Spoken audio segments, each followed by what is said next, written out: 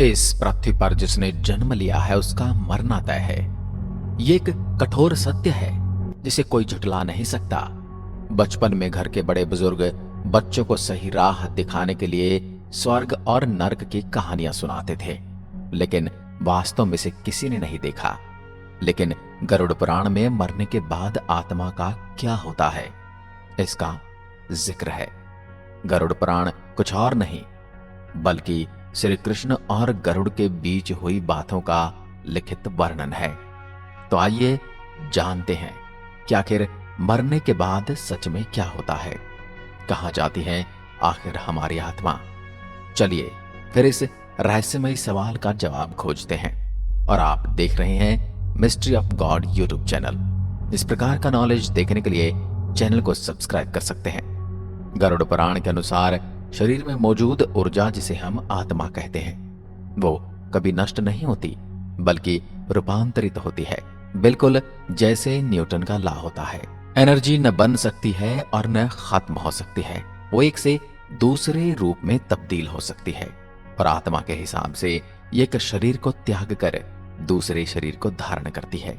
ये आत्मा रूपी ऊर्जा जब हमारे शरीर से निकलती है तो वो कुहासे के समान होती है, जिसकी छवि उसी प्रकार की होती है जिस शरीर से वो निकलती है। मृत्यु के कुछ समय तक इस जीवात्मा को अजीब गरीब अनुभवों से होकर गुजरना पड़ता है, जो आत्मा के लिए दुखद और कष्टदायी होते हैं। गरुड़ पुराण में बताया गया है कि मृत्यु के बाद आत्मा शरीर से निकलकर कुछ देर तक अचेत अवस्था में रहती है। फिर आत्मा को ऐसा अनुभव होता है जैसे मनुष्य को होता है जब हम बहुत ही ज्यादा थक गए हों और उसके बाद सो रहे हों, लेकिन कुछ पल में ये अचेत से सचेत हो जाती है और उठकर खड़ी हो जाती है। इसके बाद शरीर से निकलकर खड़ी हुई आत्मा अपने सगे संबंधियों को पुकारती है, लेकिन उसकी आवाज कोई नहीं सुन पाता।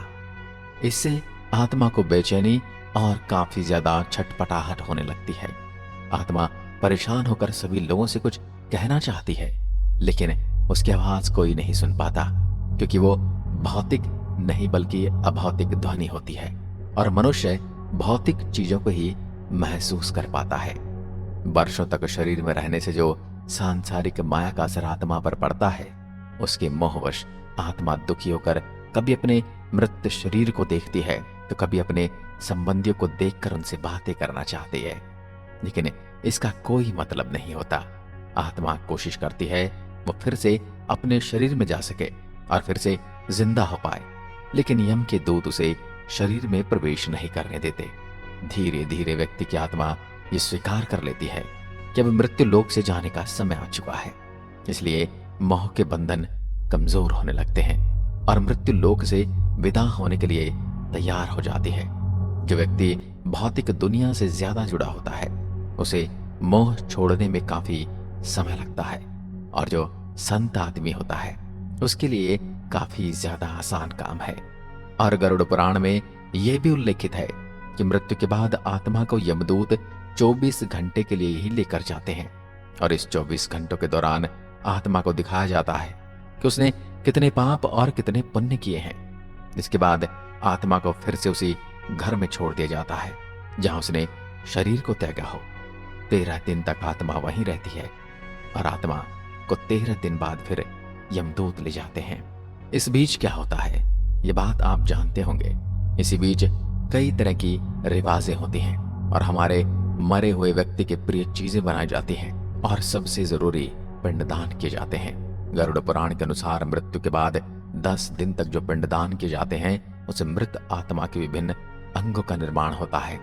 11 और 12 दिन के पिंडदान से शरीर पर मांस और त्वचा का निर्माण होता है, और फिर 13 दिन मृतक के नाम से जो पिंडदान किया जाता है उससे ही वो यमलोक तक की यात्रा करता है। पिंडदान से आत्मा को बल मिलता है और वो अपने पैरों पर चलकर मृत्युलोक से यमलोक तक की यात्रा पूरी कर पाता है। और मित्रों, आत्मा को मृत्युलोक से यमलोक पहुंचने में 1 साल का समय लग सकता है, यानी 12 महीने। हालांकि ये सब के लिए अलग अलग होता है। जिसने जितना पाप और पुण्य किया होता है उसी हिसाब से ये अलग अलग समय लगता है। ज्यादा पापी को ज्यादा समय लगता है और ज्यादा पीड़ा उठानी पड़ती है, और पुण्य करने वाले को यह पीड़ा थोड़ी कम होती है।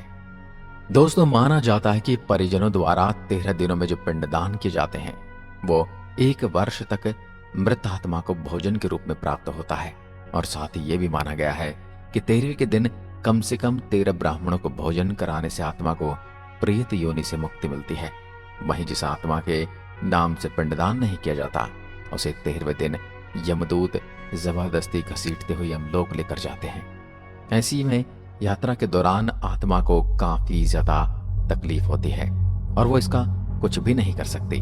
इसलिए मृतक की आत्मा की शांति के लिए 13वें का पिंडदान अति आवश्यक माना गया है। गरुड़ पुराण के अनुसार जब भी किसी मनुष्य की मृत्यु होती है और आत्मा शरीर को त्याग कर यात्रा आरंभ करती है, इस दौरान उसे 3 प्रकार के मार्ग मिलते हैं, जो अर्ची मार्ग, दम मार्ग और उत्पत्ति विनाश मार्ग। अर्ची मार्ग ब्रह्मलोक और देवलोक की यात्रा के लिए होता है, वहीं धूम मार्ग पितृलोक की यात्रा के लिए जाता है और उत्पत्ति विनाश मार्ग नरक की यात्रा के लिए।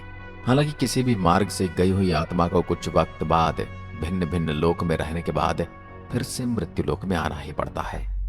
दोस्तों, गरुड़ पुराण के अलावा यजुर्वेद में कहा गया है कि शरीर छोड़ने के पश्चात जिन्होंने तप और ध्यान किया हो वो ब्रह्मलोक चले जाते हैं, अर्थात ब्रह्मलीन हो जाते हैं। कुछ सत्कर्म करने वाले भक्तजन स्वर्ग जाते हैं, अर्थात वे देव बन जाते हैं, और राक्षसी कर्म करने वाले मनुष्य प्रेत योनि में अनंत काल तक भटकते रहते हैं और कुछ साल पूर्व धरती पर जन्म ले लेते हैं। जन्म लेने वालों में ये भी जरूरी नहीं कि वे मनुष्य योनि में ही जन्म लें, और इससे पूर्व ये सभी पितृलोक में ही रहते हैं, यहाँ उनका न्याय होता है। दोस्तों, वैसे ये भी मान्यता है कि आत्मा 17 दिन तक यात्रा करने के पश्चात 18वें दिन यमपुरी पहुंचती है। गरुड़ पुराण में यमपुरी के इस रास्ते में वैतरणी नदी का उल्लेख मिलता है। वैतरणी नदी विष्ठा और रक्त से भरी हुई है। जिसने गाय को दान किया है वह इस वैतरणी नदी को आसानी से पार कर यमलोक पहुंच जाता है, या तो इस नदी में वे डूबते रहते हैं और यमदूत उन्हें निकालकर धक्का देते रहते हैं, जो कि बेहद पीड़ा वाला प्रोसेस होता है। और यमपुरी पहुंचने के बाद आत्मा पुष्पोदक नामक एक और नदी के पास पहुंच जाती है, जिसका जल स्वच्छ होता है और इसमें कमल के फूल खिले रहते हैं। इसी नदी के किनारे छायादार बट का वृक्ष है, जहां आत्मा थोड़ी देर विश्राम करती है। यहीं पर उसे परिजनों द्वारा दी गई पिंडदान और तर्पण का भोजन मिलता है, जिससे उसमें फिर से शक्ति का संचार होता है। वैसे आपको शायद ये नहीं पता होगा, लेकिन यमलोक के 4 द्वार हैं। 4 मुख्य द्वारों में से दक्षिण के द्वार से पापियों का प्रवेश होता है।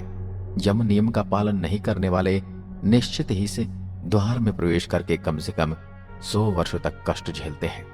पश्चिम का द्वार ऐसे जीवों का प्रवेश होता है जिन्होंने दान पुण्य किया हो, धर्म की रक्षा की हो और तीर्थों में प्राण त्यागे हों।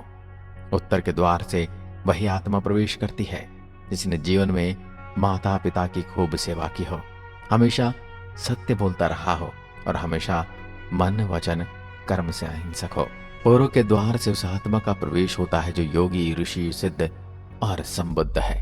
इसे स्वर्ग का द्वार कहते हैं। इस द्वार में प्रवेश करते ही आत्मा का गंधर्व, वेद, देव, अप्सराएं स्वागत करती हैं और आत्माओं के मरने की दिशा उसके कर्म और मरने की तिथि अनुसार तय होती है। जैसे कृष्ण पक्ष में देह छोड़ दी है तो उस काल में दक्षिण और उसके पास के द्वार खुले होते हैं, लेकिन यदि शुक्ल में देह छोड़ी तो उत्तर और उसके आसपास के द्वार खुले होते हैं। लेकिन तब कोई नियम काम नहीं करता जब व्यक्ति पाप से भरा हो। शुक्ल में मरकर भी वह दक्षिण दिशा में ही गमन करेगा। इसके अलावा उत्तरायण और दक्षिणायन सबसे ज्यादा महत्व वाले होते हैं। पूर्व, पश्चिम तथा उत्तर के द्वार से प्रविष्ट होने वाले पुण्यात्मा को भगवान विष्णु के दर्शन होते हैं, जो शंख, चक्र, गदा, पद्मधारी, चतुर्भुज, नीलाभ रूप में अपने महाप्रसाद में रत्नासन पर दर्शन देते हैं। ऐसे शुभात्मा स्वर्ग का अनुभव करती है और उसे शांति व स्थिरता मिलती है। स्वर्ग में रहने के पश्चात वह किसी अच्छे समय में फिर से अच्छे कुल और स्थान में जन्म लेती है। दक्षिणायन में मरने वाले जो लोग पापी और अधर्मी हैं, जिन्होंने जीवन भर शराब, मांस और स्त्रीगमन के अलावा कुछ नहीं किया, जिन्होंने धर्म का अपमान किया और जिन्होंने कभी भी धर्म के लिए पुण्य का कोई कार्य नहीं किया, वे मरने के बाद स्वतः ही दक्षिण दिशा की ओर खींच लिए जाते हैं। ऐसे पापियों को सबसे पहले तप्त लोह द्वार तथा पूर्ण शोणित एवं क्रूर पशुओं से पूर्ण वैतरणी नदी पार करनी होती है। नदी पार करने के बाद यमदूत उपस्थित मिलते हैं। यमराज हमसे सदा शुभ कर्म की आशा करते हैं, लेकिन जब कोई ऐसा नहीं कर पाता है तो भयानक दंड द्वारा जीव को शुद्र करना ही इनके लोक का मुख्य कार्य है। ऐसी आत्माओं को यमराज नरक में भेज देते हैं। आज के इस वीडियो में बस इतना ही।